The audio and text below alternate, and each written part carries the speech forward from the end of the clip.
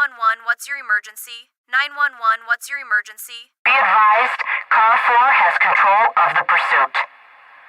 Proceed with caution.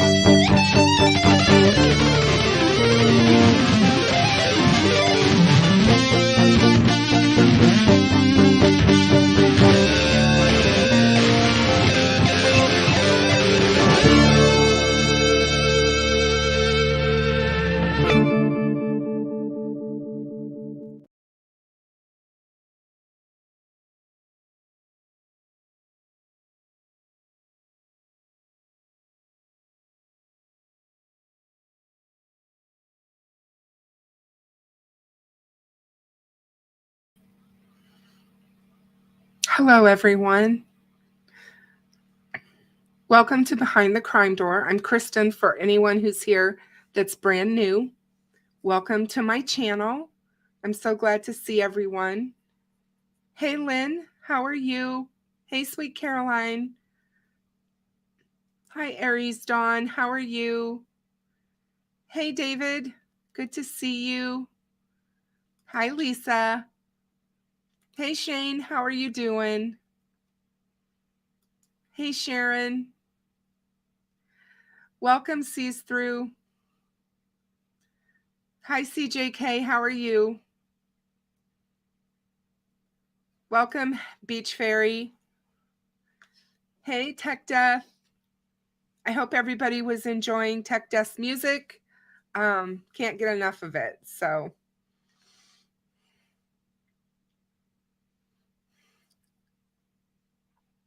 Please make sure you check out his channel and subscribe and like. It really helps him get his music spread out there. Hey, Mitzi Scott, how are you? Hi, Ben. Hello, Steffa. Welcome. How are you? Hey, Dave. Good to see you, my friend. How are you? Hey, Purdue. How are you, my dear? So good to see you.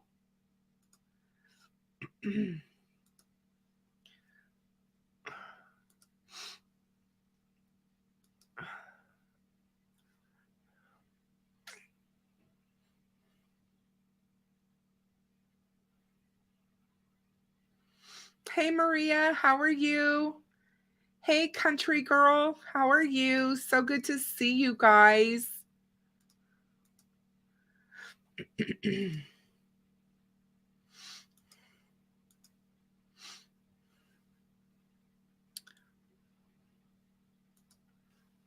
I hope everybody's been doing good these last couple of days.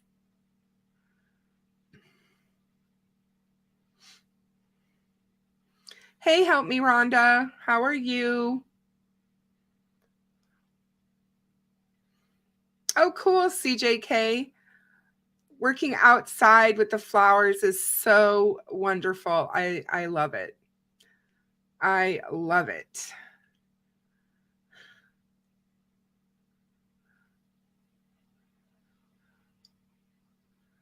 I'm doing well, Dave. Thank you so much for asking.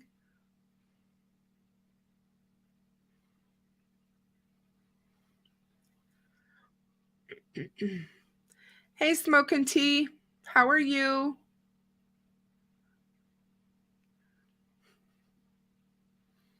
Okay. It's good to see you, Lewis. Hey, Tina.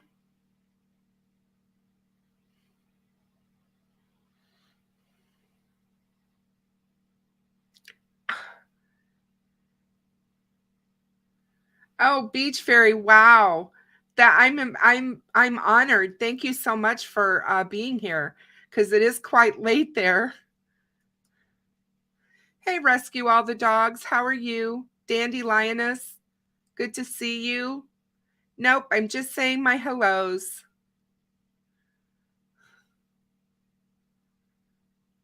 Oh, Mitzi, how are you? I hope you're well.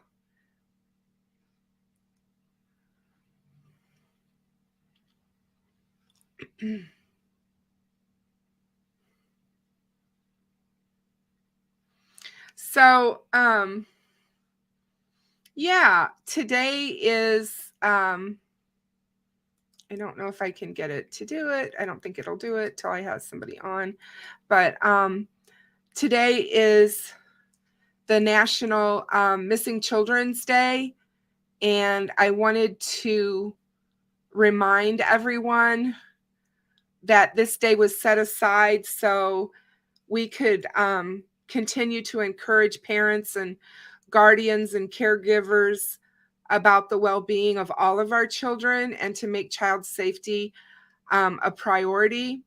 NCMEC was created 40 years ago, and they commemorate this day every year as a reminder for all of us to continue those efforts to bring our children home that are missing and to get justice for those who are found but are not able to rejoin their families.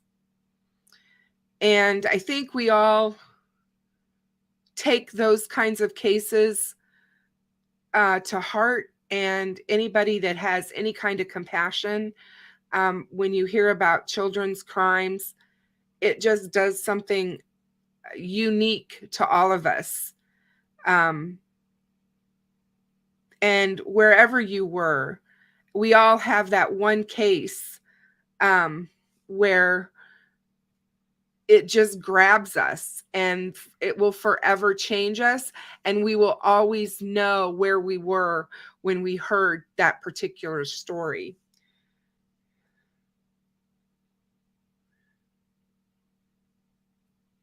Oh, Steffa, awesome. I'll make sure that I try. If I can't watch it live, I will definitely catch the replay. I promise, because that sounds extremely interesting to me. So I look forward to that for sure. So everybody, Steffa is having a live tomorrow with a nurse that worked in a hospital with the criminally insane. And so I think that would be good for us to, pay her channel a visit for sure, and give her a subscribe and a like, and listen to what this caregiver has to say that worked around the criminally insane. Yeah, Dave, for sure. Flora Week was a huge success. Thank you to everyone who participated and did live streams and videos and got the word out and kept the Flora case going out there for an entire week. I hope that we can continue that flow of content for Flora because they deserve it. Hi, hybrid PCs. How are you? Pisces, I'm sorry. Hi, fangirl. How are you? Good to see you. Hey, Frank. How are you, my dear? Good to see you, my dear.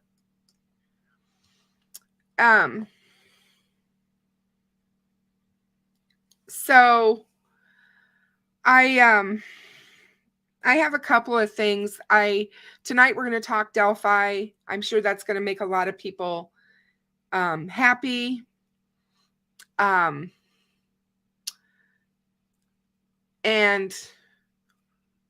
there's been a lot of stuff in the news about Delphi off and on, and there's been more about Kegan Klein, I think, than actually truly Delphi. But what a wild community we have that surrounds the Delphi murders. I can't say enough about it. Yes, Maria, your video was amazing. Sorry, I haven't got a chance to comment on it yet. I want to. I've just been really busy this afternoon. I don't know if you guys noticed, but I went and got my roots done, my color, and so I feel like a million bucks when it comes to that, because I can't handle it when my grays start seeping in, you know, guys. There's just one thing about stuff, and that's it for me. It's just like I can't handle that. So I was really busy this afternoon, away from my house. But with that all being said, it was oh, Dave, you are so kind. You are so kind.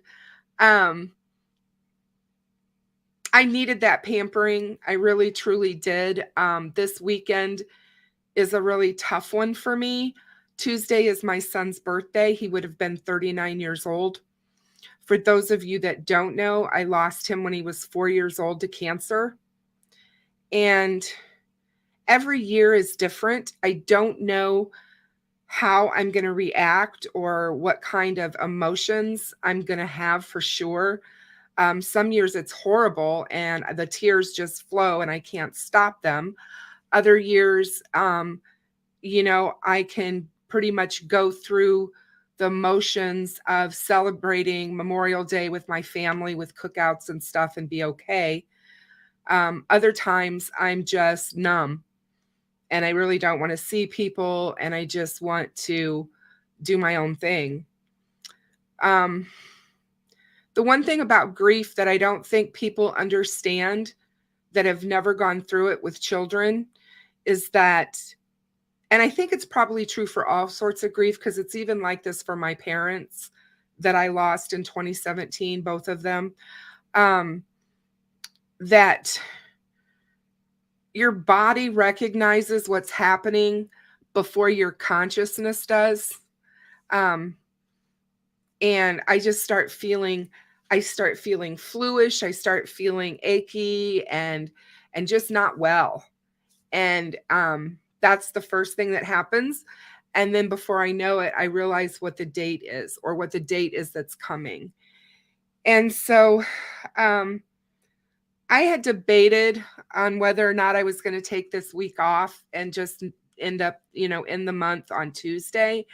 But I decided that I would go ahead with my lives tonight and on Saturday night. And I probably will not be live on Tuesday because that is his birthday. So I think I'll probably just take that whole day to myself. And thank you, Tina, so much. It means the world to me. And thank you so much, Lewis. You guys are very kind. I've really tried to stay busy this week, and just kind of keep my mind on other things. Sometimes that works, sometimes it doesn't. Hey, Colette Henson, good to see you. Thank you so much for joining. But sometimes I sleep well, sometimes I don't. Last night I was up until 4 o'clock in the morning. So, hey, Skip, how are you? It's so good to see you. So yeah, I'm trying to get through this weekend and deal with everything, and my heart is hurting. So just so you know.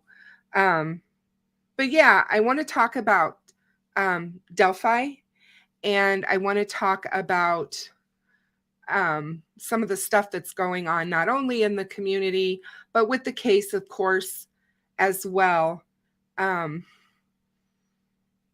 Hold on one second. There we go. I hate blocking those poor babies' faces of all of those missing children. Oh, fangirl, you are so, so nice. Skip, it's great to see you. I have missed you. I'm glad that you are well. I didn't know where you were, and I was concerned. So I'm very glad to see you.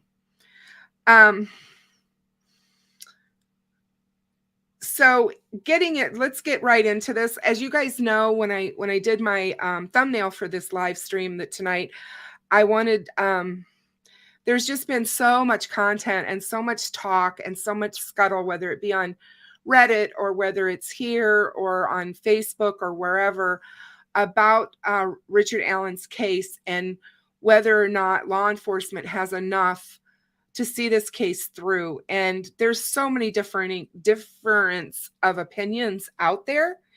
There are so many people who have just really dug in deep with their theory. And if it doesn't pertain to Richard Allen, they just completely ignore the evidence that's in the PCA.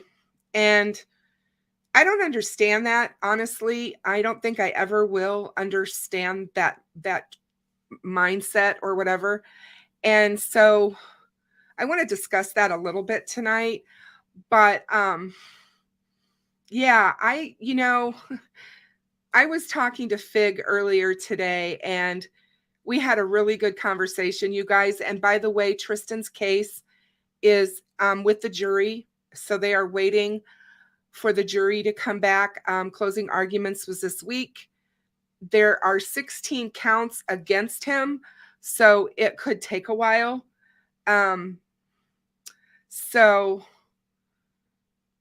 yeah, let's keep Fig and his family in our prayers tonight, you guys, because he's really important to me as well. He's one of my good friends, and I really want Tristan to get justice in this case.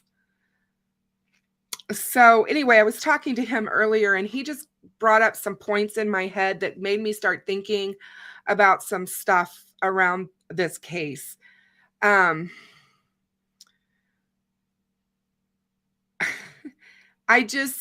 try to stay in my own lane. I learned the hard way in the Delphi community over a year ago that when you don't, you live to regret it. And I try not to throw other creators under the bus. There are lots of creators out there. I firmly believe I am not here to be the policeman of YouTube, but I do have values and morals, and I do stand for truth, and I stand for fact. So if you want a fact-based channel that's going to be surrounded by truth, those truths that we know to be facts, then by all means, please stay. If you're a person who likes to tune into conspiracy theories and all of that kind of content, then this probably is not going to be the place that you want to find yourself landing in. I'm open to all kinds of theories, and I don't mind speculation as long as it stays within reason. I don't think that we should be speculating that there was a micro minibus underneath the bridge. I don't think that we need to be speculating that, all of some of the crazy stuff that we have seen in this case. I don't think it's helpful, and especially now that there's been an arrest. Maria, stop laughing at me. Yeah, the puppy in the jacket, the big, huge dolls that are down there underneath the trees, all of that. Oh, I did want to give a shout out. If you guys haven't seen Indie Justice and uh, oh crap, Frosty's live stream that they did, Thomas Frost went out to the crime scene. Thomas actually walked down into the woods, and they used GPS coordinates to get him at the exact location where Libby and Abby were recovered. And I thought that was very enlightening to see that today. I watched that this morning. So I just wanted to let you guys know to check that out if you haven't seen it yet, because it really gives you a perspective as to where it was and how close it is to the creek. It is about 50 feet from the creek, and it's like in an area that there's trees and a grove of trees all around it, but the space that they were in is sort of empty. So it is kind of like this empty space in a grove of trees. And so I think that when you get to see things like that, it's one of the things that I loved about Skip when he went to Delphi a year ago. He went a year ago this weekend, by the way, over Memorial Day weekend. Skip went, and he was able to go out there and take video and get some really good boots on the ground content for us so that we could see what it was like to be there, because it's really hard to imagine the terrain. GonZo and Perry did the exact same thing. And GonZo says, until you get there and you actually go across that bridge as fast as you can, you don't realize what was going on that day. We all try to put it up here in our head and try to figure out what we think might have happened. But until you're physically there and you can see it and do those things, it's really hard. So I love it when we have the content creators that do go out there and show us that. Yeah, Skip, Thomas Frost has really been doing some great work. And I really do respect him so far from what I've seen. And he did a live with Ruckus the other night. I watched that, and they were great together. So I've got all of this newfound respect for Ruckus because he's a fireman, and he's got so much insight on Flora. And you guys know how hard I'm working on Flora. So yeah, Beach Fairy, it's so true. It's once you see that in-person footage, it makes you realize how open that crime scene was. And to me, again, that says a lot as to, was it a planned location, or did that location happen by happenstance? Did they run, and is that where they were caught? Because it's kind of strange to me, honestly. I really don't know what to think about it. There's so many angles from that location where you can be seen. So this person, if it turns out to be Richard Allen, as we all know, he's innocent until proven guilty. But if it turns out to be him, which I really do believe he's Bridge Guy without a doubt, he was bold that day to think that somebody didn't see him or wouldn't have seen him. So, oh, Mitzi, tell your mom I said hello, and I'm so glad you're home from the hospital. I am so glad. Thank you so much for being here. You guys, I couldn't be here without all of you, as you well know. So you have really grown my channel, and you're the ones of why I'm here.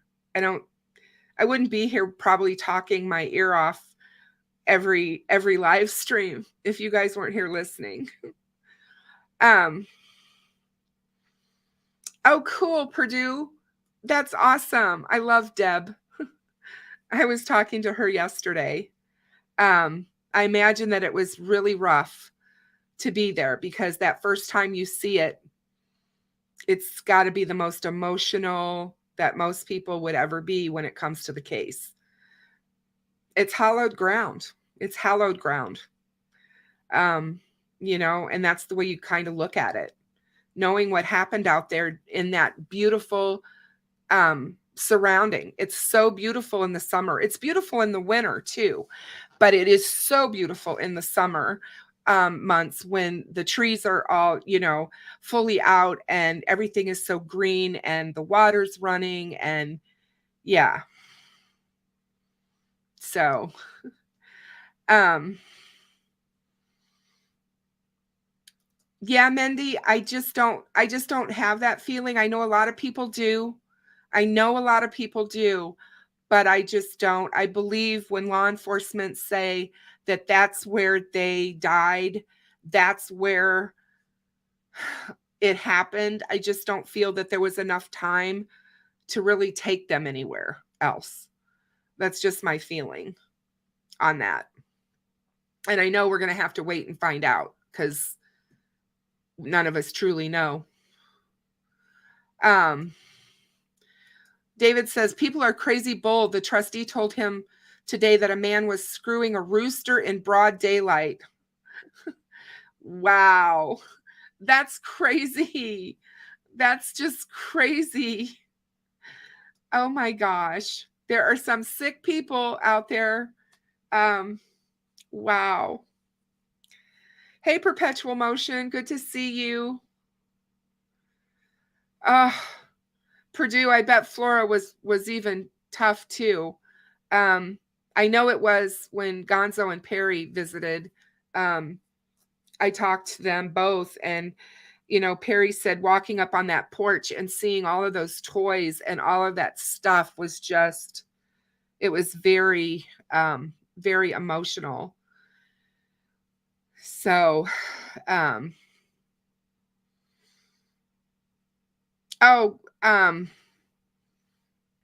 I definitely think there was probably panic, Aries Dawn, for sure. I'm not necessarily positive that this was an intentional situation of murder. I'm really not. I definitely think there was probably something nefarious going on there, that obviously he kidnapped them. So in my opinion, when he took them off that bridge, it wasn't for any good reason. It was to harm them in some way, whether that would have been an assault of some kind or whatever. I don't necessarily know or believe that it was to actually unlive them. But I'll tell you what, that either way, in my mind, because of what happened to them, the punishment should be the same. That's just how I feel at this point. The families have suffered so much pain, and they are still suffering today. And that, I think, is what breaks my heart. It's hard enough to go on with your life after the death of your child, but to have to deal with all of this stuff on top of it, the social media garbage, people pointing fingers at you, and all of it. I mean, I lived in the spotlight with my son, but it wasn't to the effect of what these guys have gone through. It's insane. And Maria and I have long conversations about this all the time, about how these people can go on to their channels and to their podcasts and to all their things and talk so horribly about the families. It just doesn't make any sense to me how people can do that. I think that it's been an interesting few weeks surrounding the case because of Kegan's trial.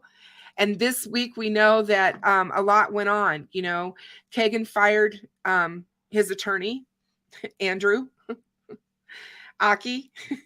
And what I think is funny about all of that is he's got 2 new attorneys, by the way. I think I told you guys that at the end of the live on Tuesday night, but he does have 2 new attorneys. It'll be real interesting to see what happens. They have to have something put together by the 3rd of June for the next motion. And I don't think that the court is going to give him much leeway on this. Hey, Julianne, how are you? Good to see you. I just don't see the court giving the case much, because you got to stop and remember. And it's kind of like what Andrew was trying to tell Kegan that day in court. You have been in jail for nearly 4 years. You know the charges against you. Don't play ignorant. You know all the charges that you're up against. You know what's going on. Don't pretend that because this wasn't said to you or this wasn't told to you that you don't know what's going on. I do find it truly hard to believe that an attorney would not tell him about a plea deal that was offered to him. I just don't get that. That is a very big, it was a 10-year plea deal, according to Kegan, is what he had been offered, and he had never heard of it until Wednesday night before court, or when he was sitting there in the courtroom. And I'm just like, how can that be, you guys? That just doesn't make sense. We all know he lies. He proved that last fall so many times, so much that he was telling people that turned out to not be true. I just don't think we can trust what he's saying. I don't think we can trust what he's saying on a podcast for sure. He's going to do whatever it takes. I think it's interesting that he came out and said, hey guys, I'm going to tell everything I know about Delphi, but I'm not going to tell it until I go to prison. Does that make any sense to anyone? If anyone out there knows why Kegan would say something like that, please drop it in the chat so I can see it, or in the comments section below, because I would like to know why he would have said something like that. I know stuff about Delphi, but I'm not going to reveal it until I go to prison.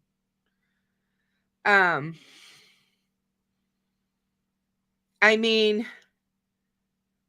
he is playing games here. He keeps saying he wants to go to prison and get out of county, and get out of the state, jail that he was in or whatever. But he was just in a prison, and said that he was being treated like a prisoner of war. So I'm really, or that wasn't Kegan. Sorry, that's Richard Allen. Jeez, let's keep the cases separate. So yeah, Kegan's been held in county. He has not been in the state system yet. He's got a rude awakening if he thinks it's going to be easier on him once he gets to the state facilities. And CJK, you are absolutely right. He would be disbarred if he didn't discuss the plea deal with Kegan, and was facing up to 25 years more by pleading guilty. There is absolutely this is crazy to me that anybody would even opt to that. But the fact that he asked to fire his attorney, the court also has to be very careful in not granting that request. And because they can also come back on appeal on stuff like this. So, he's just beyond crazy, in my opinion. I mean, this guy has no, he's a manipulator. I think he's a narcissistic. I think it's all about him. And yeah, if he has any good information on Delphi, shame on him for not coming forward with it, and not talking about it. If he is not directly involved, but he knows of others that are or were, and he is not talking about it, throw the book at him. And that's my opinion, because Libby and Abby deserve better.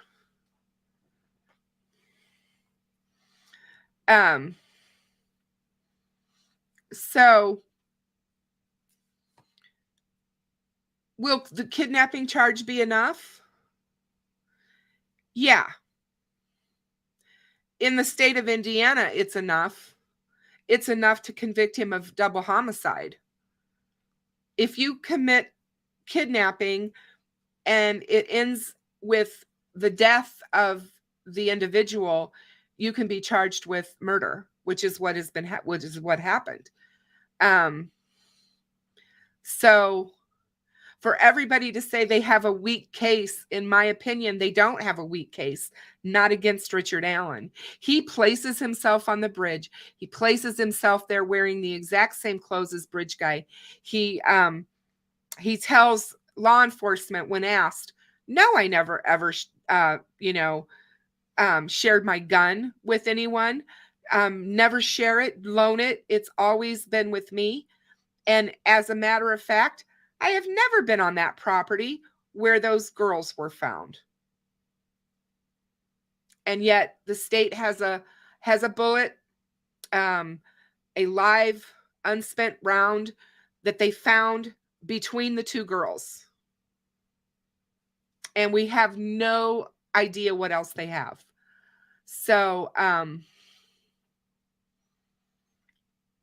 we know that if you go back to Kegan's case and you look at the all of the information that they gleaned from all the different devices, they know that there was a Dropbox being used.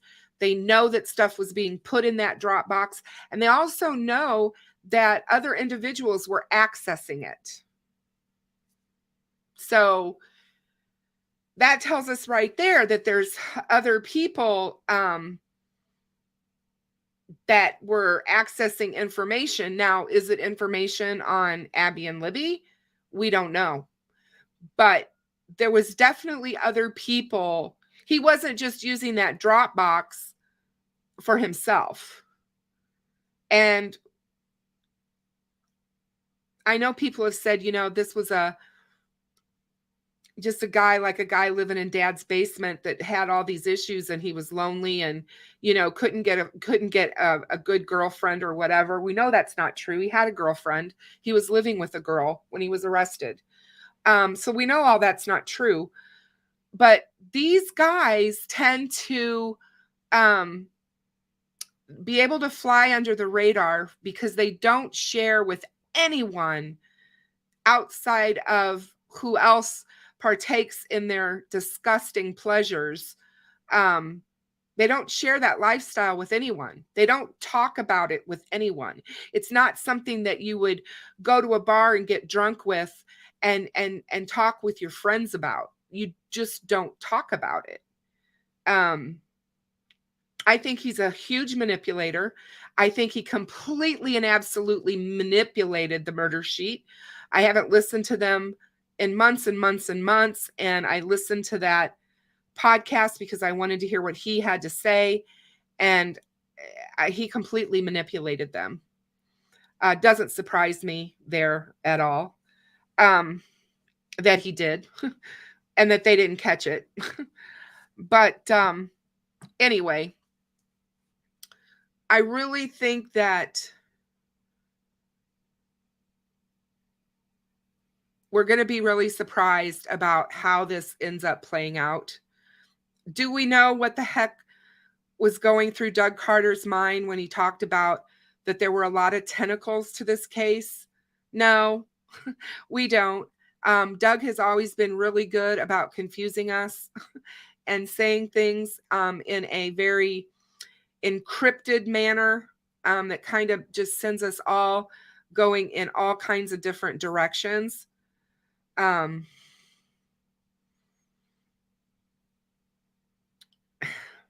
hybrid Pisces. I hear you. I know that feeling. I went through it for years, back and forth with everything. But quite honestly, since Richard Allen has been arrested, I don't have any of those issues anymore. But there is a lot of people, like I said, that can't let go of their theories, and they won't even wrap their heads around of where the well, there's probably certain things, Shane, that he said he wasn't going to talk about. He already told them he wasn't going to answer any questions about Delphi. He's not stupid. People think that Keegan Klein is stupid. He's not. Most manipulators are not stupid people, you guys. They know how to manipulate you and get you to believe and trust them, and then boom. So just kind of remember that while you are out there, going through your daily. They're everywhere. They're all around us. And they're definitely everywhere in this community. There are a ton of them in this community, and you have to be careful. Keeping our kids safe is a big deal. And, today being that day, the National Center for Missing and Exploited Children has done so much work. And when you stop and think about what happened to Abby and Libby and the catfishing and the fact that, yes, they were being catfished by Anthony Schatz. And yes, Kegan Klein was talking to Libby, and we don't know the true extent to how much. And we do know that law enforcement told Kegan when they did the interrogation of him that she was infatuated with Anthony Schatz. And we also know that he was talking to one of her other good friends. And so I have always felt in the back of my mind, what if she got wind of that? What if she realized what was happening to her and that this was all not true and that this person wasn't who he said he was? If she found that out and was willing to expose them or expose it, and this was some sort of a huge CSAM ring, and I'm just throwing this out as a theory, guys. This is just a speculation, so don't jump on it and go running around saying Kristen said this is what happened, because that's not happening. But what happens if Richard Allen was part of that CSAM person? Maybe he was a guy who liked the stuff. Maybe he was the guy that was involved in that, but Kegan didn't know him personally, but he was getting stuff out of that box. Finds out that, hey, she's on to us. Somebody in there freaks the heck out because she may be going to the cops. That could be very well what happened. It's not, to me, that far of a leap to get there. Especially when law enforcement has said that this was the largest CSAM ring in Indiana's history that they've learned about since all of this stuff came out about Kegan. So, it's, everybody wants motive, and I've all told you guys that we may never know motive. We may never get that answer. We have to commend Libby for what she was able to give us. Libby was a hero by all rights and purposes. She, without the video and without the audio, where would we be today? Fig just did an interview a couple of days ago with Nick Edwards from True Crime Garage. And you guys all know that I just had the captain on. He jumped on my show when I was doing the book review of Nick's book. And we did a great live. It was one of my longest ever. I think it was over 3 hours. He loves to talk. And we talked about that, about where would we be if we didn't have that piece of information, even though everybody has had issues with it all of these months, all of these years. You know, we've all complained about the sketches. We've all complained about the video and what it doesn't show us and what it doesn't tell us, and that it, you know, that it makes us ask more questions than it answers. But I think without that, you guys, we would be in really a bad way. And we may never have had the arrest that we have now, had it not been for that video. That's kind of how I feel about it. Hey, Fig, how are you, my dear? I didn't say he doesn't know how to shut up. Don't tell him that. I just said that he loves to talk, and I love to talk to him. He's a great guy. I can't say enough about him, and I can't say enough about Nick either. That was a tremendous interview that you did with them. I really enjoyed that. Nick is really, I saw him on another podcast after yours. I actually listened to that one, and it was really good. He's so eloquent about talking about this case and how it has affected him as well, and why. And I think it's just, it's pulled us all in for so many different reasons. And, great minds, Fig. Yes, Skip, he is. Patrick is an awesome person. But anyway, with that being said, if you guys have not gotten the book that I'm speaking about, I have 2 copies because they sent me a hard copy. So I have a hard copy, but this is my soft copy. This is the book I was talking about, which is The Delphi Murders by Nick Edwards from True Crime Garage. And this book is so good. I've read it twice now. I'm going to probably have to reread it again. So yeah, I always loved having them on the show. Skip is just as great and has such good insights into the case. And so, yeah. I was just talking to Fig earlier today about a theory that we had talked about with Skip. And yeah, I like it when our minds all kind of get together and we can kind of all meld those ideas, and it kind of makes a lot of sense. But yeah, I would really like to hear some more thoughts on that, as far as where you think we would be if we didn't have those things, if we didn't have Libby's video. And I really think that this case would have been much harder. I like, Steffa, one of the things I love about the book and how Nick wrote the book was because I liked how he put the personal touch to it, where he talks about other cases. He talks about Evansville, or Evansdale. He talks about some of the other cases and how those kind of intertwine with how we feel about Delphi. And I thought that was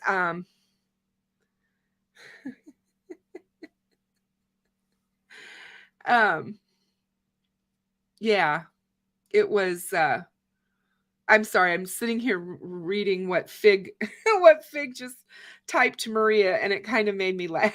It made me laugh. But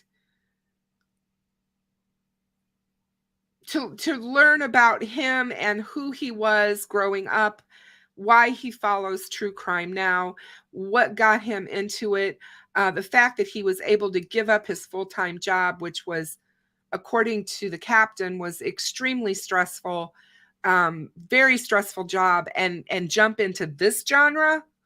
You know, I'm here to say, I'm the first person to say, this is not without stress.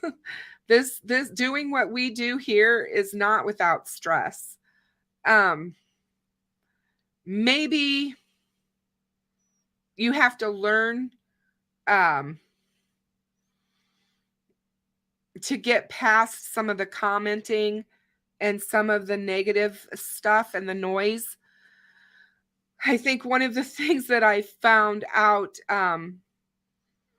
about this whole community was there are actually people out there that I honestly feel don't want this case solved. They're working tirelessly behind the scenes to try and keep that from happening. And one of the things we have to remember is that, you know, when you talk about tainted juries, that's a real thing. Yeah, Lewis, you did. You did put Evansville in my mind when you said it. I read it and that was it.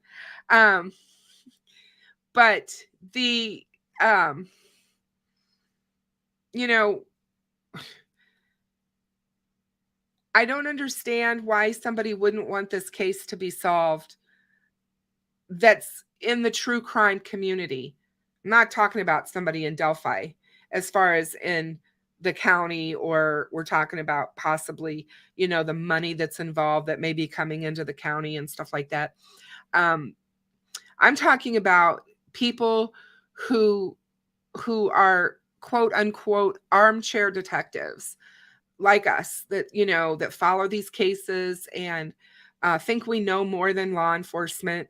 I have never sat here on my high horse with any of you and ever said that I know more than law enforcement. And nobody can accuse me of that on the internet. I have never claimed to know more. I know I don't know more. They have far more experience than I do. I only know what's out there. Now, I do consume a lot of information. I do read a lot of information and try to get my hands on whatever I can. But that doesn't mean that everything that I obtain is factual. It doesn't mean that everything that I obtain is truth. We know that law enforcement puts out things sometimes to actually screw with the perpetrators that they may be searching for. And so who knows? We don't always know. We won't know until this case is adjudicated in court. Once we get into court, if we get into court, because I don't remember if it was Fig that said it to me or who it was. Maybe it was even the captain when I had him on. He even said, you know, there may end up being a plea deal in this case. I mean, hey, Deb, how are you, my dear?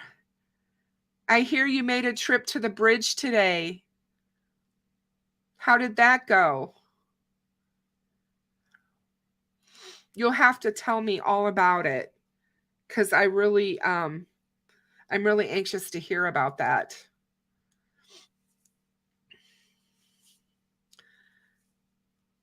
And I'm really glad you were with Purdue. As Steve with True Crime Web, my dear friend, would say, there's nobody better than Purdue. You know, and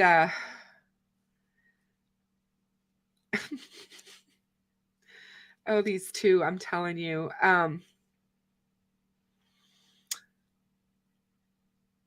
But yeah, that's, you know, that's kind of what I was thinking about today with the whole you know, Libby taking the video. And hey, Bossy, how are you? Good to see you. And thank you so much for that. I have really tried. I'm not perfect. I am certainly not perfect. I make mistakes. Sometimes I say Evansville instead of Evansdale. We all know that this is not my friend. We all know this is not my friend. Although I am getting better, you guys. I haven't kicked myself out of my live stream in a while. So I have gotten better. But I know that there's a lot of people, Shane, that are talking that way as well. And I'm not so sure either. I really just don't know. I don't feel at the moment that he's going to plead. I don't even know if Nick is offering him one. And that will be paramount here, because I firmly believe that if the families don't want this and they don't want a plea deal, they're not going to do one. That's just me. But yeah,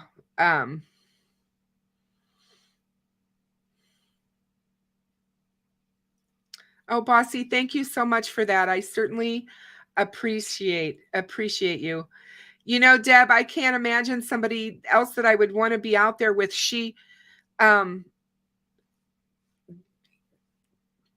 Purdue is the type of person who is not only compassionate, but not very knowledgeable, because she lives so close, and was so welcoming and open to Steve and Mrs. Steve, and went out there in the dead of night, in the dark, allowing him to do all of his experiments. I mean, that takes some guts, but she's, a nurse, so I wouldn't expect anything different.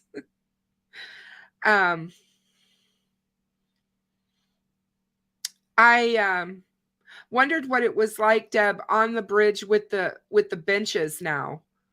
How was that? Did you go out there? Were you able to go out and sit on the benches, or were you not able to get out that far? I could never get out there on that bridge. My fear of heights is way too much.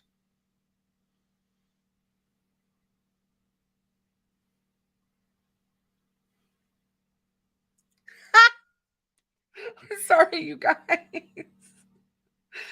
Oh my goodness.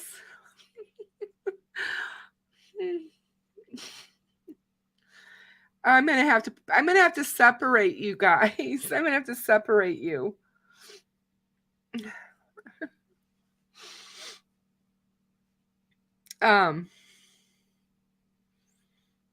Yeah, there's like I said, oh cool, Deb. I'd be happy to see those. I can't wait till you post them so that I can see them. They actually, Stephanie, have reinforced the bridge. They did a lot of work on the bridge. They fixed the broken, crumbling pylon. And so that's been repaired. And I do believe that they have fixed that. Now, as far as the other part of the bridge that doesn't have the new decking, that I can't tell you. It'll be really interesting to see. I really do believe in my heart that the reason that they did this to the bridge was because they knew a jury was going to be brought out there to see the crime, to see the spot. And I do believe that that is very possible as to what will happen here, as that the jurors will be making a trip out there to see where Abby and Libby walked that day, so that they get a feeling, because I think taking them out there will be highly impactful. It will impact them greatly.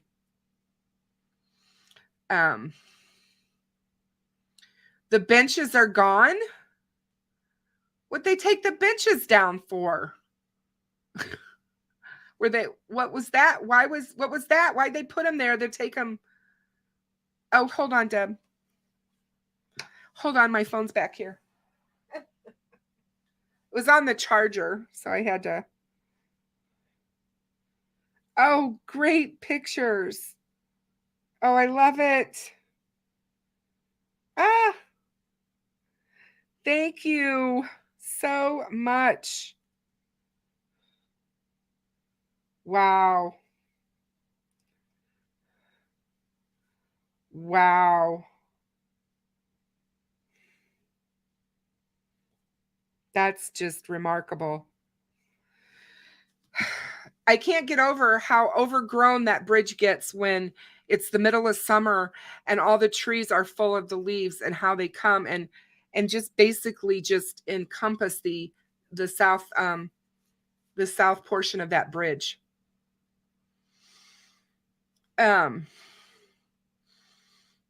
Yeah, Fig, I know that's what they're saying. And you know, if he does take a plea deal, you know what? We're not going to be able to see him. We won't be able to see all the stuff we want to see. We'll have to it's going to take a while. Even longer, I think. Hang on, Deb, I need to get him to YouTube. Hold on a second.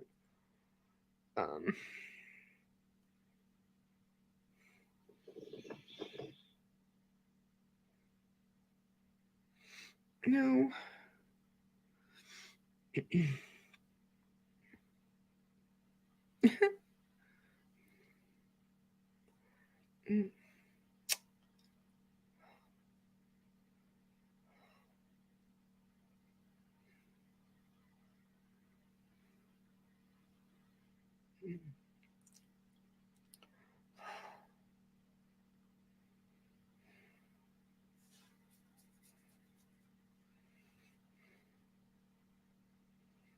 Okay.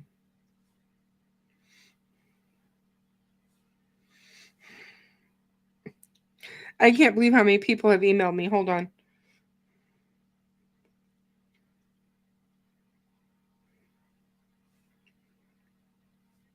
I'm just trying to get it to my email so I can put it up.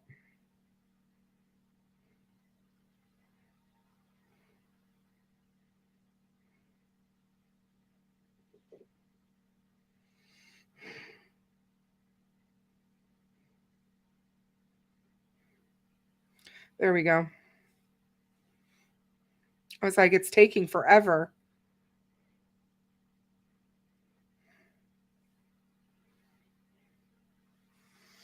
All right, it should be in here shortly.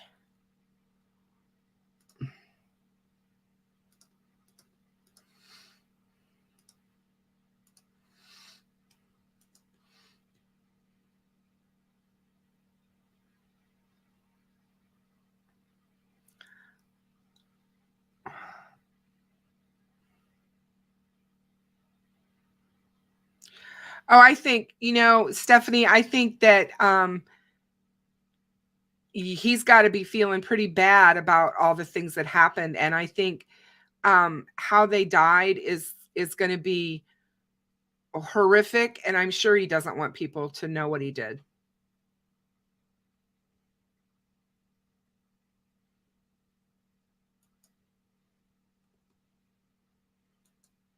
That's really cool.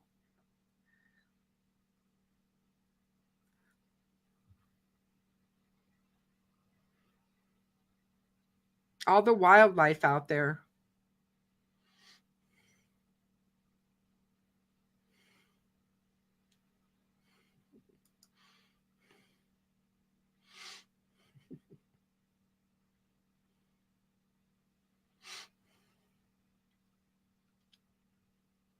Auburn's a powerhouse.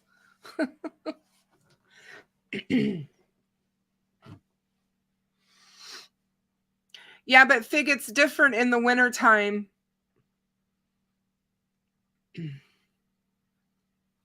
The turtles won't be out in the winter. I don't think the snakes would be either. And I'm not sure how active the fish would be either. So it's a little different.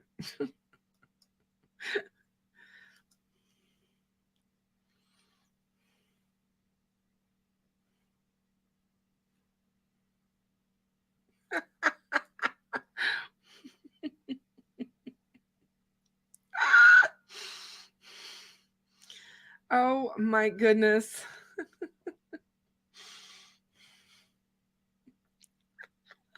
You guys are making me laugh.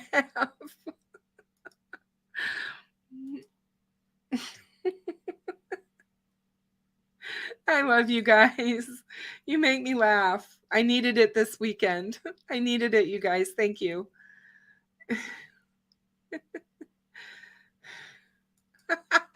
Oh my God. Hey, Boston, I didn't see you slip in.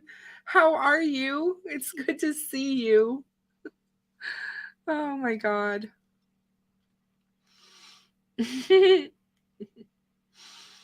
Oh my God. Oh yeah, there'd be a lot of snapping turtles in that creek.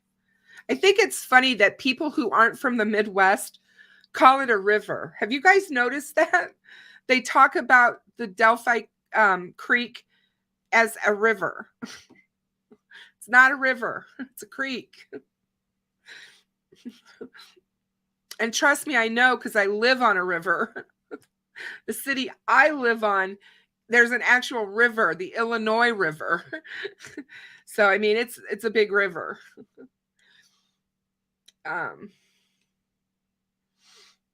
So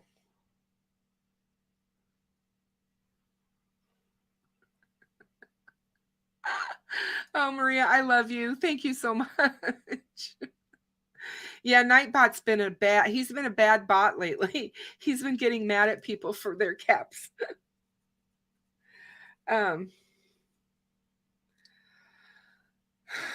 it's a creek. It is for sure.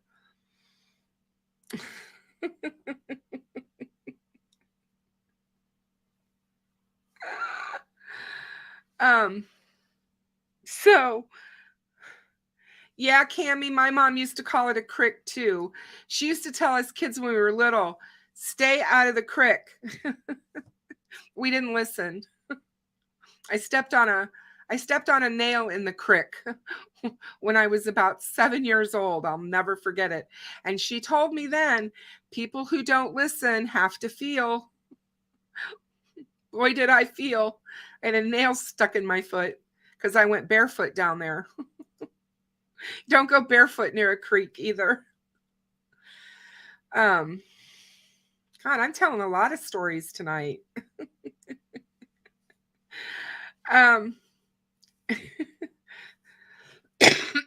So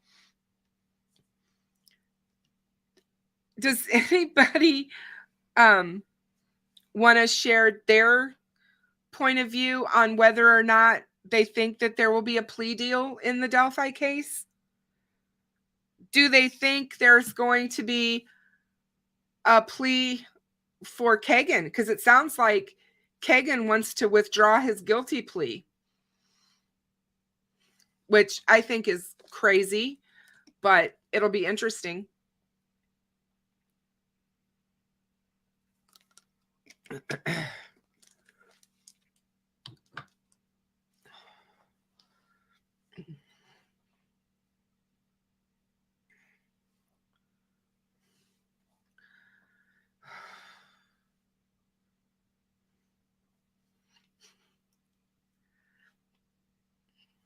Oh, hybrid Ireland is most definitely beautiful.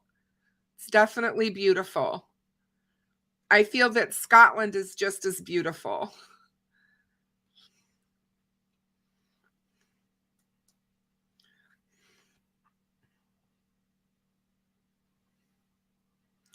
Yeah,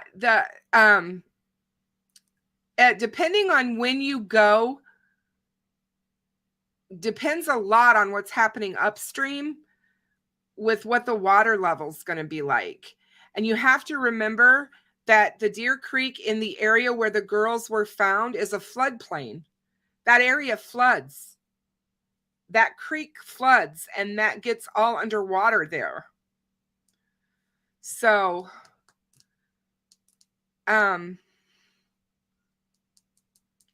brooks are different. Brooks are different than creeks.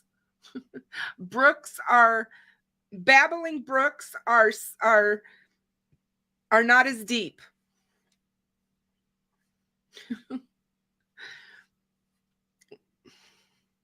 There's a stream. You have a stream, a brook, a creek, and a river.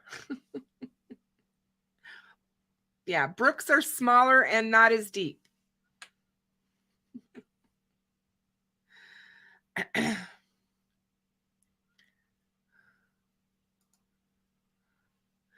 I really don't know, Lewis, what to think about what the judge is going to do. I mean, he's going to allow him to do something because he allowed him to do what he's done so far.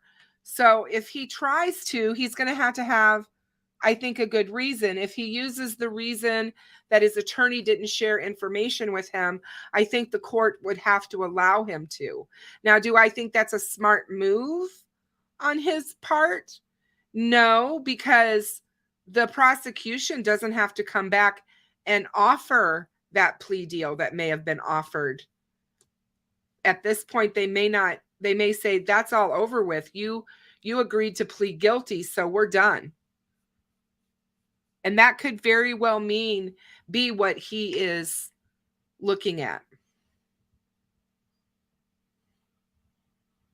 Yeah, Deb, it certainly is. And that is exactly why people do go there to take photographs. They've been going there for years. You know, the kids go there for senior pictures. People go out there to have their wedding pictures done. I think engagement pictures get to be done out there. There's just all kinds of pictures that are taken out there. And you can understand because it's a beautiful backdrop, no doubt. Shane, it's 3 a.m. Are you kidding me? Thank you so much for being up at 3 a.m. with me. I appreciate it. I couldn't sleep last night and I was up till 4 a.m. So I know what that feels like. But yeah.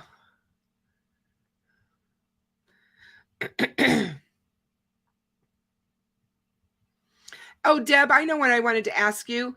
Did they really remove the memorial by the 501 and the 505 right there at the Y? Did they remove that memorial? Is it gone?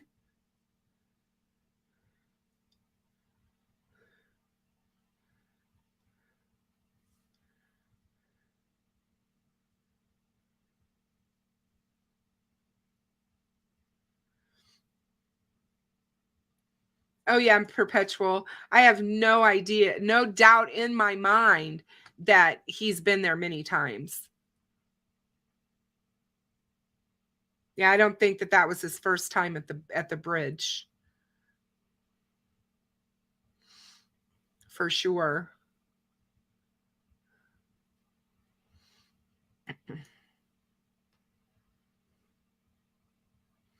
Purdue thinks that Rick Allen's attorneys are going to advise against a plea deal because they will try to get most evidence thrown out. Yeah. Well, they've already started. They've got motions in to suppress. So we know that they're trying to get evidence suppressed. So we're going to see how successful they are at that.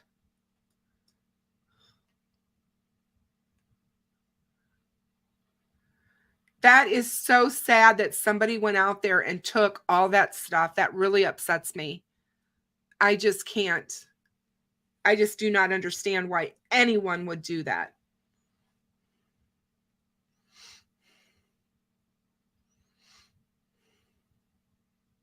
Hey, Paris. How are you, my dear? Do I think that maybe Kegan has become empowered by the fact that Richard Allen has mentioned his involvement, hasn't mentioned his involvement, and this is why he wants to fight his case in court, presuming he was involved.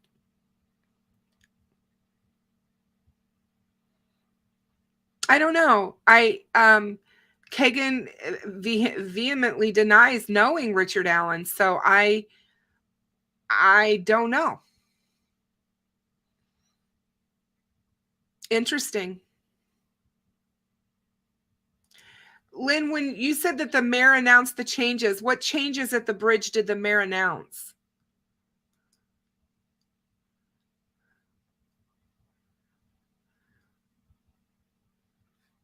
Hold on a second, guys. Where is my... I already did that and I shared it and it didn't come through. That's great.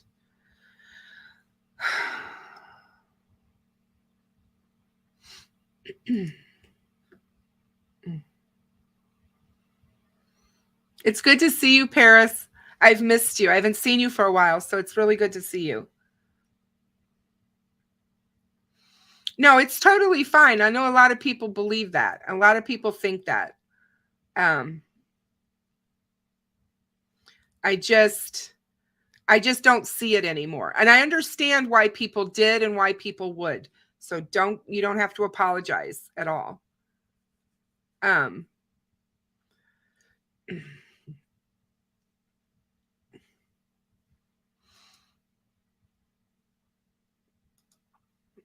Okay, Cindy, thank you.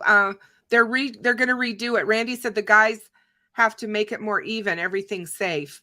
Oh, so all the work they did with it is a bust? That's nice. Now they're going to have to spend more money. Are you kidding me? Oh my God.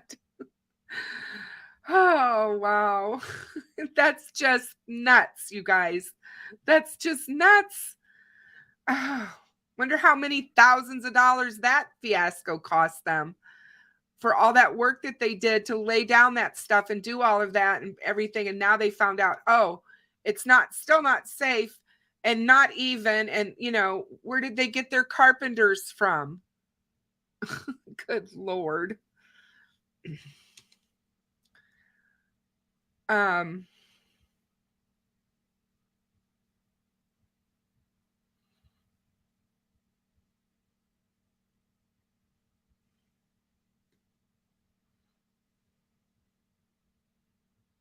Yeah, CJK, I'm kind of in the same ballpark with you. I kind of feel that he's a lone wolf. And that's just kind of how I feel. That doesn't mean that I'm wrong. I could be very wrong, and it's fine if I am, because like I said, it's all about, to me, it's not so much about that as it is that I want them to have the right person and that they get the right guy. And I feel that they have the right guy in that we have Bridge Guy. Now, if there are other people involved, I hope they have enough evidence to put them there, because that's the thing that you have to remember. They may, even if they may know that someone else was involved, and they may even know who that person was, but if they do not have evidence besides circumstantial to place him at that location with the girls, unless they have, somebody like Bridge Guy or somebody else talking and saying he was there, he was with me, it's going to be a really long, hard row to hoe. They're not going to be able to bring charges. Okay, Cindy. So he talked about they're going to redo that whole area. Is that what you're saying? They're going to redo the memorial area? Okay, well, then that makes sense. And I hadn't asked Becky because I was going to ask her the last time we talked, and I forgot because it really upset me when I found out that all that stuff was gone and everything. And I was like, who goes out there and rips apart a memorial for two girls who died viciously there?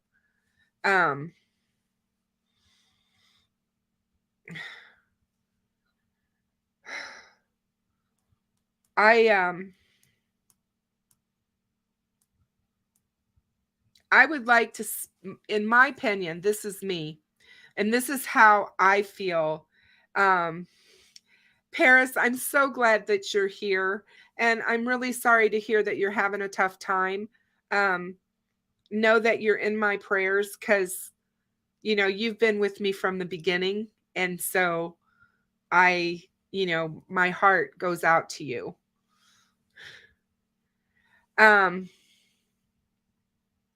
So that's not necessarily true, Chris.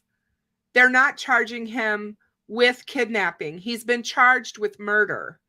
In the state of Indiana, if you kidnap someone and they in turn are murdered, you will be charged with murder. And that's what happened here. They didn't charge him with kidnapping. They charged him with 2 counts of murder. And that's because they were murdered while committing the act of kidnapping. That's how that works. So yes, he may very well have been the person, and I believe that he was. So yeah, they don't have degrees of murder in Indiana. It's murder. Murder's murder. There isn't a degree, and I think that that's kind of a good thing in my opinion, because I think this whole degree thing is ridiculous, but that's just me. It's okay, Cindy. I have had major allergies, as you know, for a week, and so I totally get it.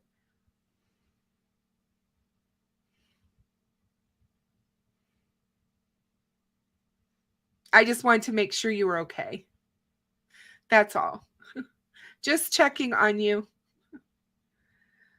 I agree, Boston. I mean, if they announced it and they put it in the newspaper or whatever, and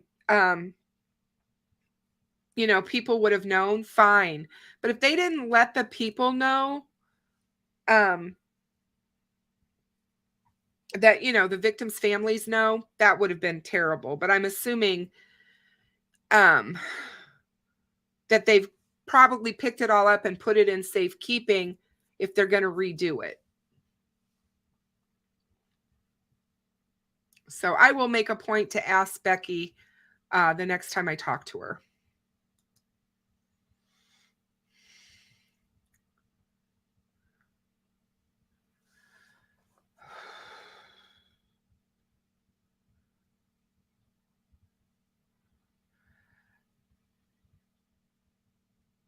Yes, exactly. Because he was the person who kidnapped them.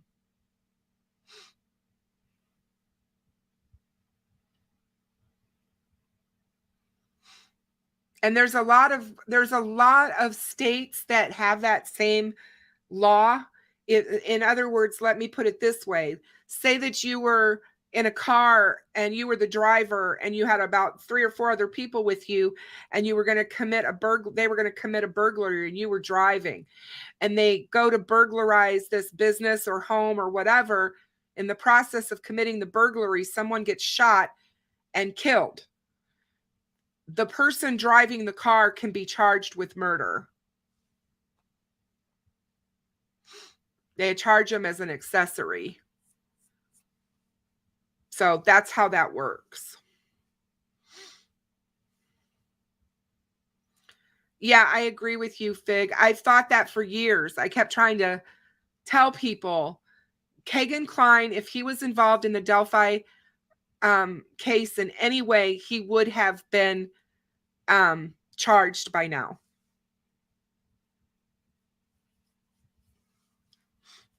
So, and they've charged him with nothing. And so yeah, I don't believe that. Cami says possibly, and then Lion Kegan Klein couldn't resist inserting himself by stating he was supposed to meet her and she never showed up. He loves to lie. Yes, he does. He certainly does.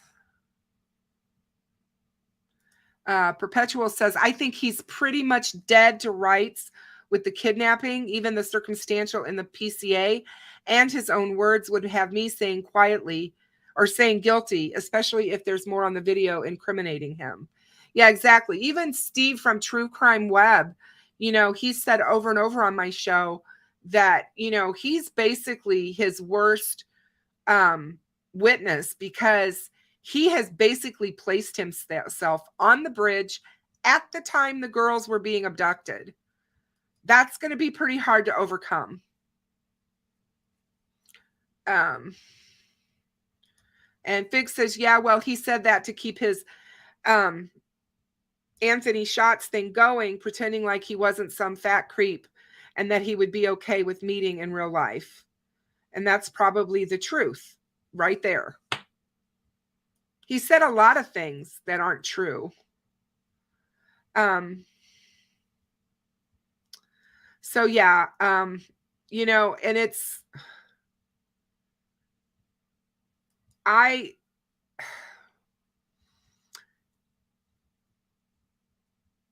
would say that it's probably good that they're thinking about doing something out there permanently. That makes me very, very happy. Lynn, we're going to be, you know, going on 7 years here next year. So yeah, I think it's good that they're going to do something out at the bridge as a permanent kind of a memorial. It would be, to me, it's the right thing to do. They should have done it before now. Yeah, if he lured them there, exactly, he would be charged the same way as Richard Allen. Because again, it's the accessory. It's because of him that they ended up there and ended up with what happened to them. So that's all. And those are some of the things that you have to kind of, you know, just keep open, keep in the back of your head. It's kind of like Sleuth always told me, you know, and told everyone else, keep your one side of your, don't put yourself in a box, keep one side of your box open so that you have open to other ideas and open to other possibilities. So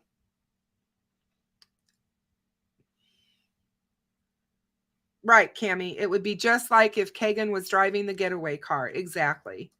Yep.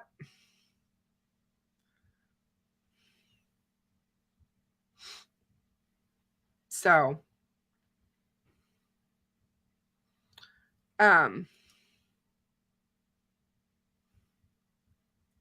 he didn't say that conversation was there. He was talking about it in not a definitive way.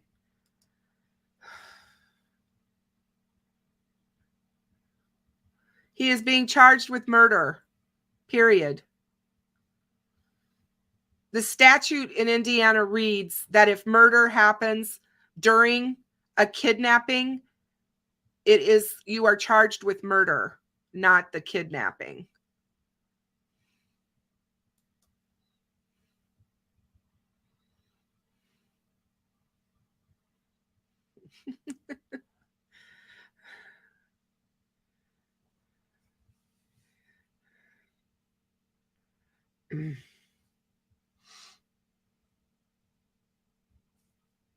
And Perpetual Motion says Keegan Klein would have distanced himself from Anthony Shots' account if he lured them there. He wouldn't have replied to the one girl using the same account saying he just talked to Libby. Makes no sense, seems clueless. Yeah, it certainly does.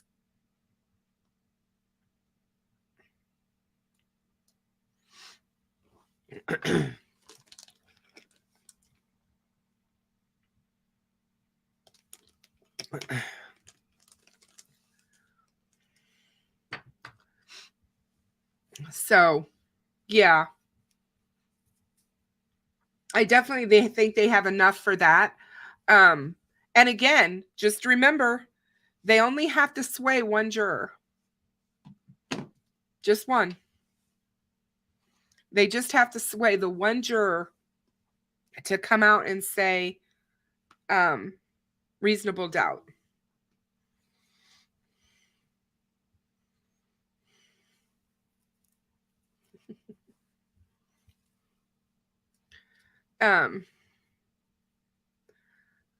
Not saying that necessarily. Rick Allen could have been told they would be there or found out for himself. Yes, exactly.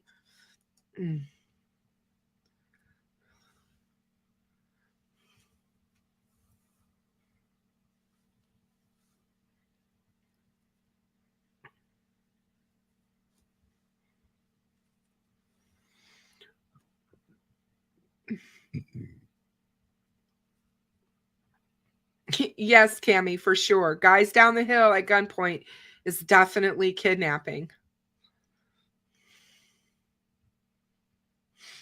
Oh my God.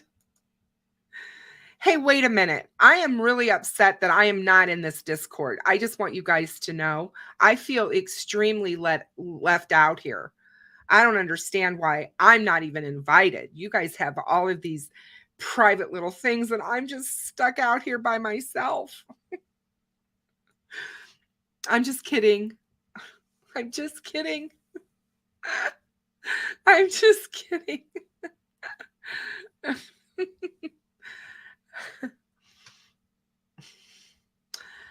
Oh my goodness.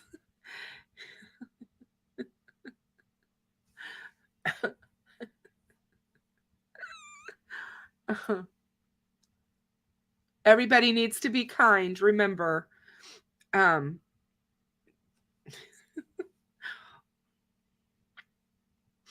But I can't wrap my head around Richard Allen. Just such a bizarre, unexpected twist. Probably because we know so little about him. I just don't get it. Why would he place himself there? Makes no sense. Because some of these guys can't get away from the notoriety. You might be surprised at why he placed himself there. Oh, great, Mindy. Thank you. I'd love to be on your Yahtzee team. I'm like, yeah. I don't mind it so much, Tina. The Discord world can get pretty ugly, as I found out last year, which is why I left them all because I was like, oh my gosh. But I'm just giving these guys a bunch of stuff. They know it. They know me. Okay, Deb, sounds like a plan. We'll start our own. Deb and we'll start our own. I have one. I have a Discord for my channel. Yeah, I have Discord. Nobody ever talks in it, but I have it. You don't play Yahtzee, but we can start. I love Yahtzee. I used to play it a lot as a kid. I play poker on Friday nights. That's what I do on Friday nights. Every Friday night I play poker.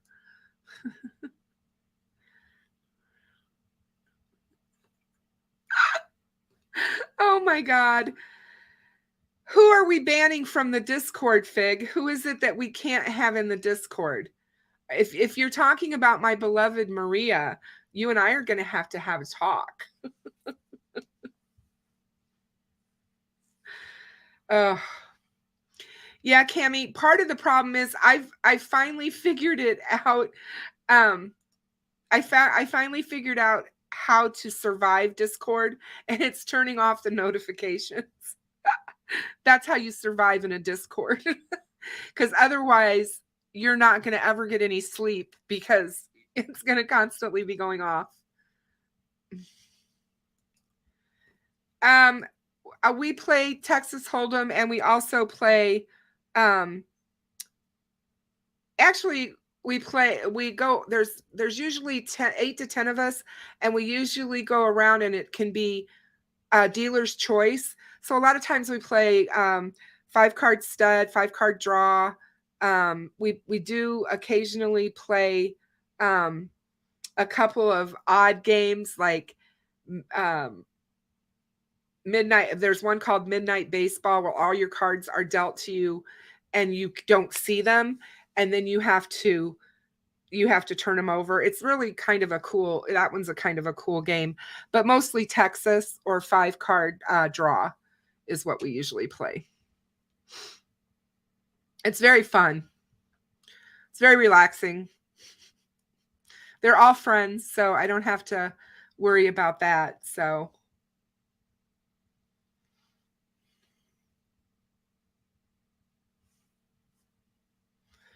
God.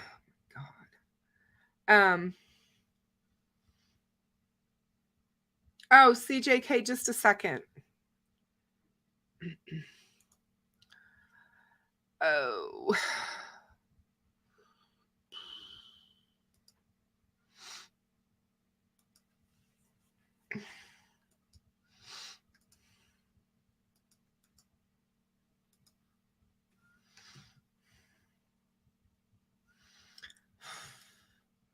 That is the link to my Discord. Oh, I love euchre. I haven't played it in years.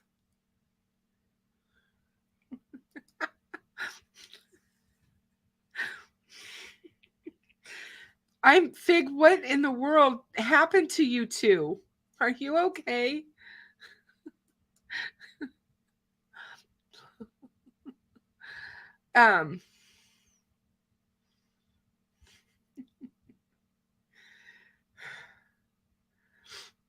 Who's watching True Crime Maria?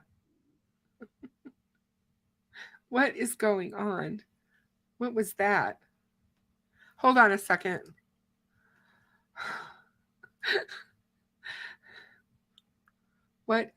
What's happening? Oh. Okay. All right. So there you go. So, it's really interesting. A lot of times these offenders don't have criminal records, you guys.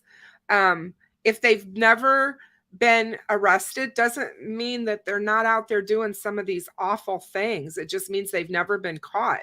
Stop and think about the Golden State Killer and how long he operated before he was arrested. I mean, we're talking decades. So I know it seems hard to understand or to put your mind around, because I know it's kind of hard for me sometimes with this too, but that's because our brains don't think like their brains do.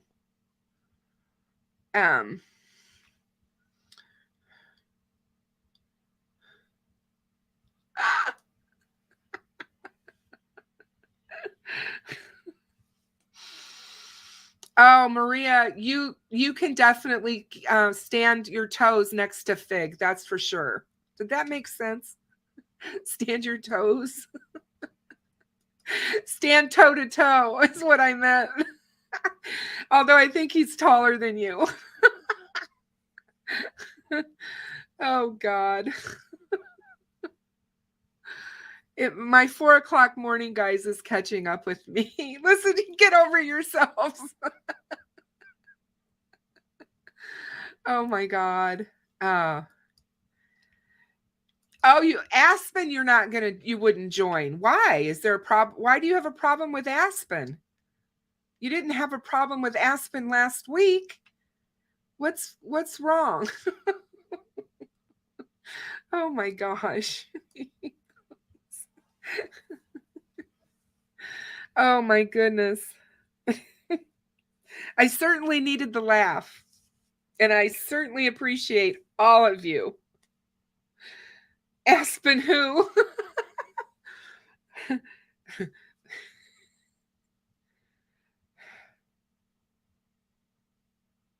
Oh, for sure, CJK. That is absolutely true. He was never identified. Either was Jack the Ripper.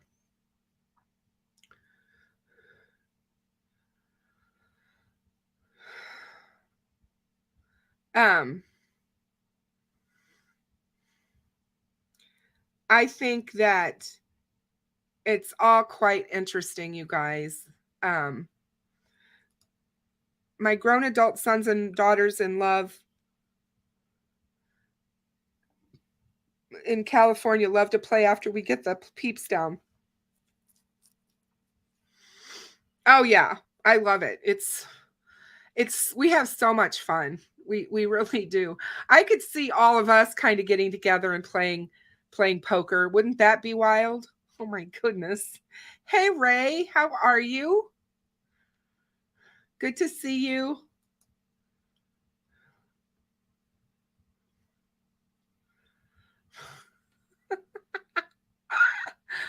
Oh, who's bullying who? I'm not so sure. I am not so sure, you two. That would be interesting. You know, I don't know if you can, if we can all download the same thing and then play each other. That would be awesome. If we could play poker online somehow, that would be fun. Sometimes you have to have the levity with the horror because we have the stuff we discuss here is so horrific that it kind of takes your, it takes your breath away at times. And even Steve, from True Crime Web tells me that's why he does his Monday morning or his morning coffees that are at midnight. And everybody gets crazy and ends up talking about the Waffle House. And I'm just like, he's got a lot of stories, you guys. Oh my God, I love this. I love that. Purdue, that's hilarious. I got your back, Fig. Leave Fig alone.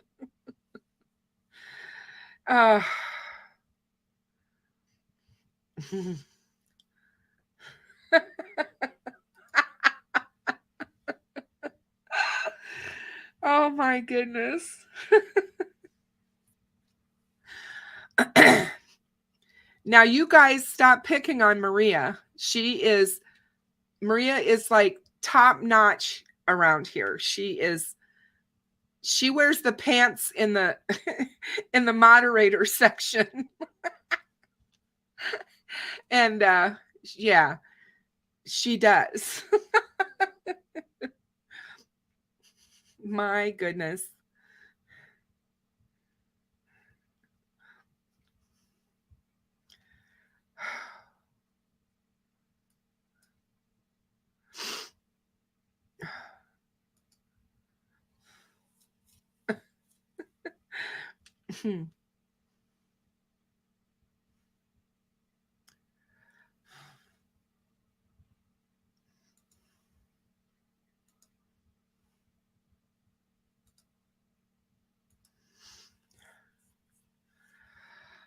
Okay, so I fixed that. So you guys all have wrenches now.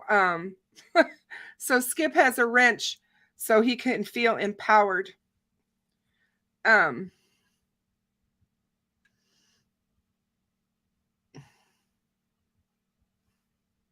Hey, country girl, how are you? Well, like I said, these guys can make me laugh like no other, and they're all here together. So, yeah, what can I say?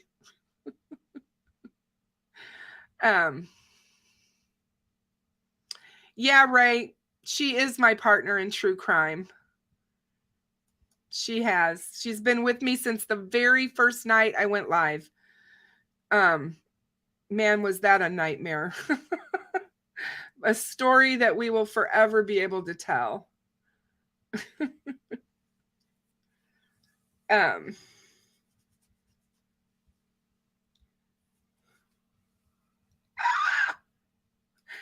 Purdue, oh, you broke her heart. Aspen's ears are burning, guys.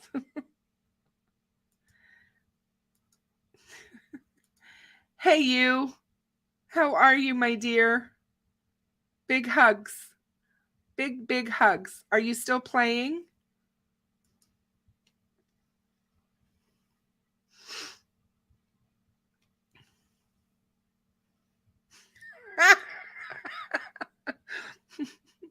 Only if you act like one.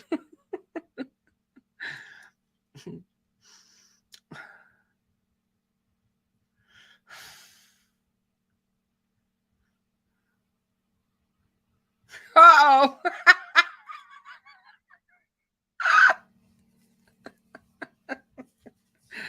Well, I needed to put him on the same playing field. You guys all need to be on even, now everybody that runs out onto the pitch has the same advantage. That's kind of what I was thinking.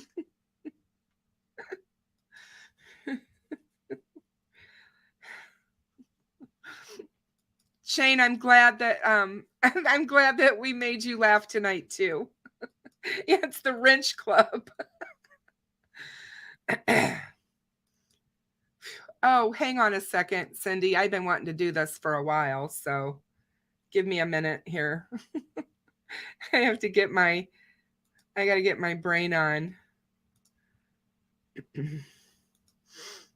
All right. There we go. So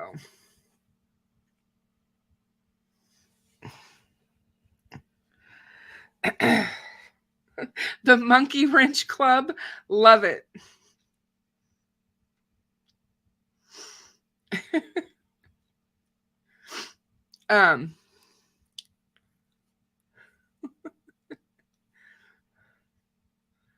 Hey Mark, how are you? Yeah, kind of are. Yeah, you kind of are. But welcome. Thanks for being here.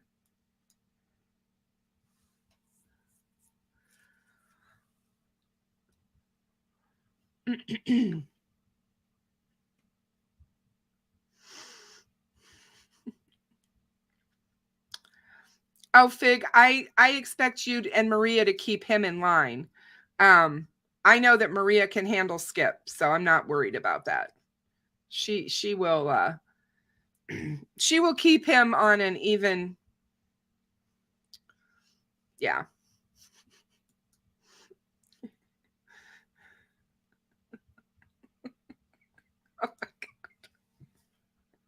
Oh my god. Oh my god. You are not getting banned. If somebody bans you, then they're going to have to talk to me. You are not being banned unless you ban yourself by accident.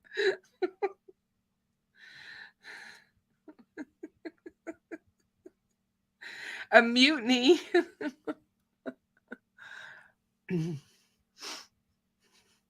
Oh, you're banning him? Oh no. David says it's okay. I've been banned from channels before.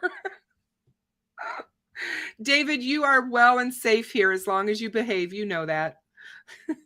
We don't always agree, but you're always respectful and kind. And so, hey, Captain, how are you, my dear? It's so good to see you. I hope you're doing well. I know your fans miss you. Fig, don't you dare. Don't you dare go away. Don't you dare.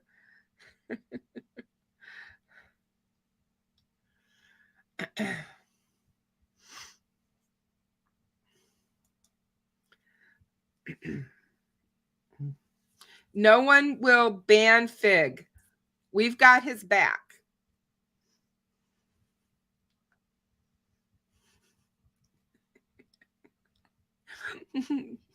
Yes, the Captain Howdy has come into my chat. So please, everyone, say hello and be respectful. Thank you. Although I hear the Captain has a hilarious sense of humor as well. So, although I haven't seen I haven't seen him for a while. So maybe that's changed.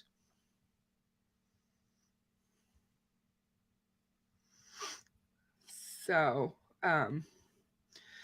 oh boy. Hey, Lipsha, Where have you been? You've been so quiet. How are you? It's so good to see you. I'm sorry, David. I am really sorry to hear that. That's never a good thing. Who's not? What? Wait. I missed something. What is this? Who's not allowed within 500 feet of a Chippendales?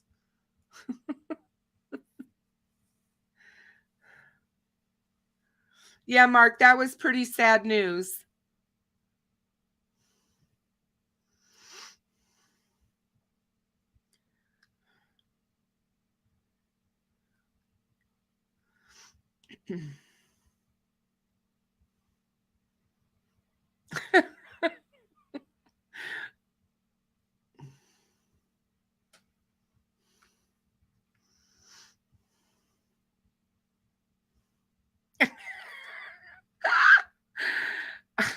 Oh, that's interesting.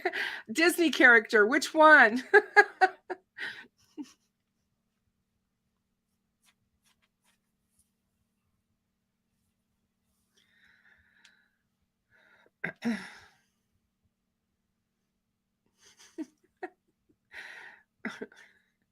Purdue is not grabby. Purdue is a nurse. And so she knows how to administer what needs to be administered at the right times.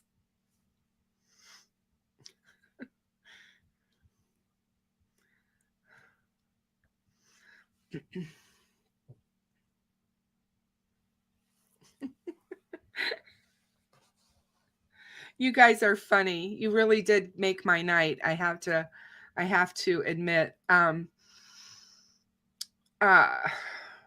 was I going to tell you? Hang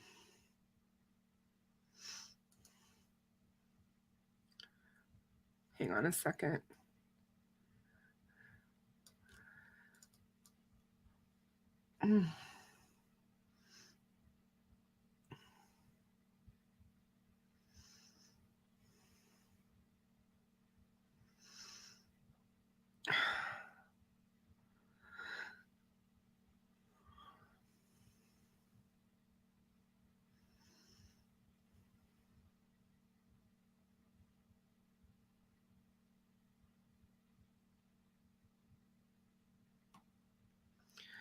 So, yeah.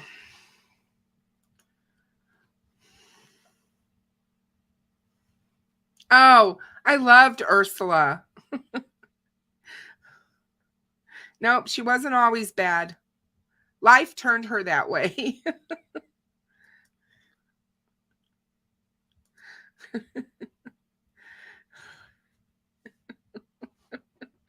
Oh my gosh. Oh Lord.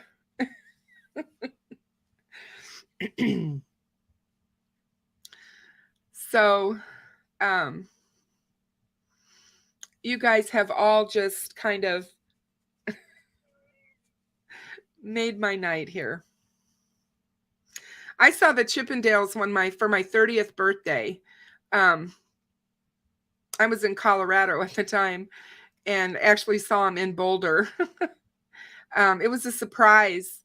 Some of my friends took me. It was quite interesting. I have some interesting pictures from that evening, sandwiched between those guys. It was interesting, kind of fun.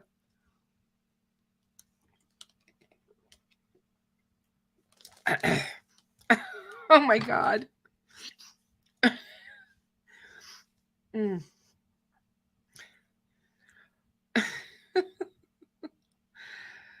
Oh man.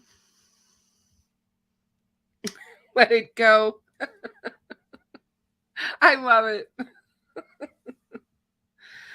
Oh geez.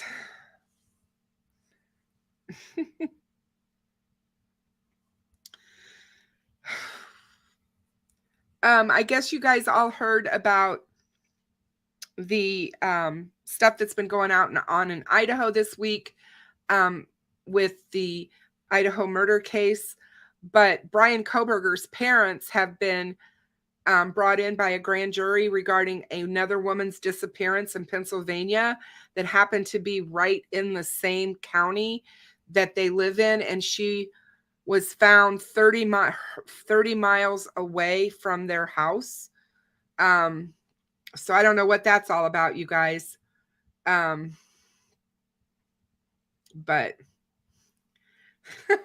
oh my God. No, Fig, you guys didn't. You made me laugh, and I really needed it. I really did. This has been a hard few days. And with his birthday being Tuesday, it's just, like I said, it's nice to be able to laugh with friends. I love it. The captain says, Fig, I do indeed have your back. I love Kristen. I wish I could stay longer. I always try to say hi when I see her on. I adore you as well, Captain. And I do miss your content. I have to admit, it's like I'm on a restricted diet because I don't have the Captain Howdy's wonderful content to absorb.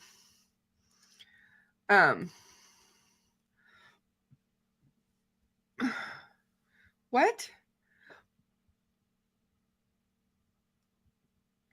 Oh my God. Oh my gosh. Who is in the basement? Why are you in the basement? Nobody banned you to the basement, Ray. Are you living in the basement? Yeah, we do all miss you. And I hope everything's well with you. And your family.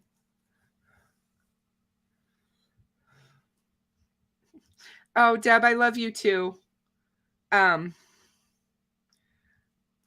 Fig, denigration solves. Just call him FDS from now on. Oh, look, it's FDS.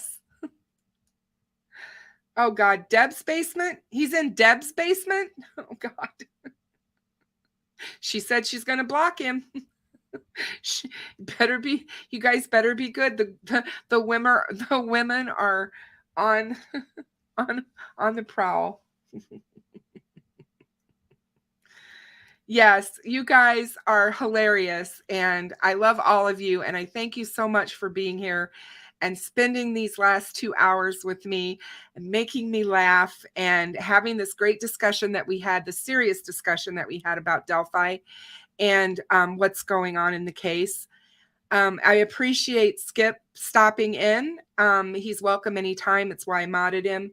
I absolutely could not have gotten to where I'm at without these guys. Skip, Fig, Tech Death.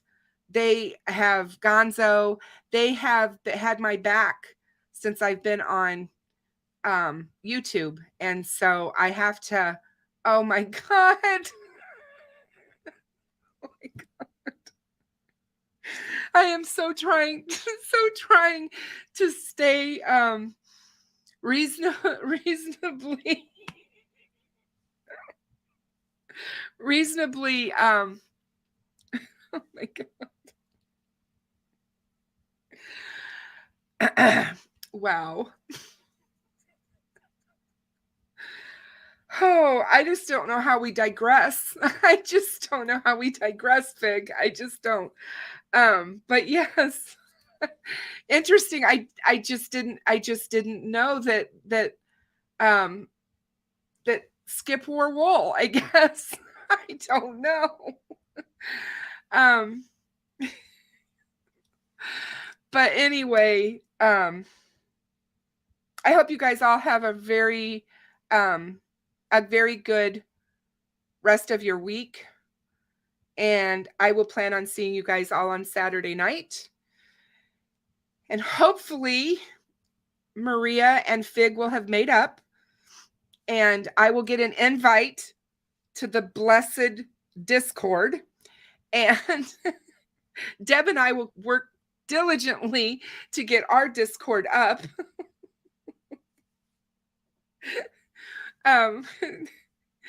Thank you so much, Tina.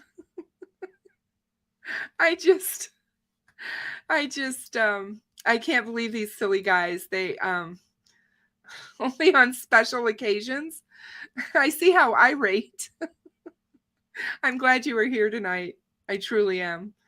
But yeah, have a great night, everyone. And please, everyone, be safe out there. And remember that it doesn't take anything to be kind. Mark, thank you so much for your donation. I so appreciate it. Thank you, guys. Thank you, everyone. And I will talk to you all later. Good night, you guys.